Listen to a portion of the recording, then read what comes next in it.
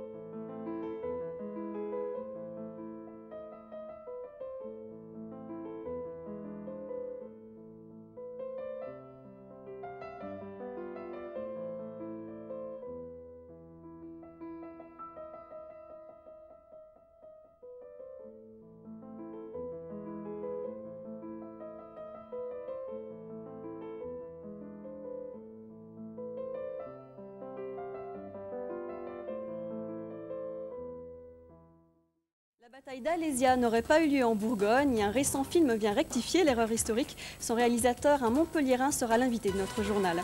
Monsieur Picot, selon vous, comment est-ce possible que pendant tout ce temps on se soit trompé si grossièrement sur cette bataille entre César et Vercingétorix?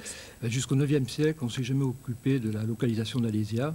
Et au IXe siècle, un moine latin, Éric d'Auxerre, par pure étymologie, a fait la ressemblance entre la ville d'Alise-Sainte-Reine et Alésia. Après, les historiens qui ont suivi sont partis à partir de ce texte jusqu'à Napoléon III. Au XIXe siècle, Napoléon III, désireux d'écrire une histoire de Jules César, a décidé d'entreprendre des fouilles à Alise-Sainte-Reine et a confié les fouilles à son aide de camp Stoffel. Donc c'est Napoléon III qui s'est trompé. Napoléon III, oui, absolument. Et dans les années 60, André Berthier, un archéologue de Constantine, a établi un portrait robot du site de la bataille d'Alésia, d'après les indications topographiques données par César dans le livre 7 de ses commentaires sur la guerre des Gaules. Et il est parti à la recherche d'Alésia comme on part à la recherche d'un criminel. Il a trouvé tous les éléments topographiques dans le Jura, à 80 km de Genève. Alors c'est quelque chose que maintenant les historiques connaissent, mais comment se fait-il que le grand public ne soit toujours pas au courant? Et les politiques, certainement, les universitaires également, s'en tiennent toujours à l'Yssentren uniquement à cause de gros intérêts, je pense, financiers, qui font que vous avez l'archéodrome de Bonn, à quelques kilomètres de Dijon, qui attire chaque année des milliers de visiteurs. C'est une découverte de taille pour l'histoire de France? Extrêmement importante, oui. Alésia fait partie de notre mémoire, ça fait partie de la mémoire d'un peuple. C'est à partir d'Alésia également qu'on est tombé dans la civilisation gallo-romaine. Et à partir d'Alésia, ça a été le mot fin, si vous voulez, sur toute la civilisation gauloise. D'accord, merci beaucoup, Monsieur Picot. Merci.